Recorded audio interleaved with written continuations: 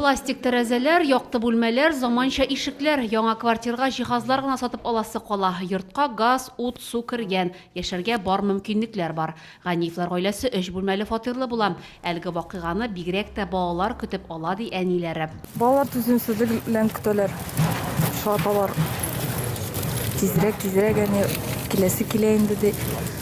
Һәркемнең үзенең бүлмәсе. Квартираны күрәсе килә ди. Безнең бүлмәләребезне карасым килә ди. Бүген 69 гаиләгә квартира ачкычлары тапшырыла. Булар гадәттә бюджет өлкәсендә эшләүчеләр.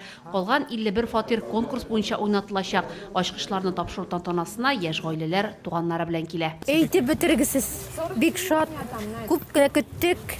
Ниһаять ирештек. 3 бүлмәле квартирага минем кызым күчә.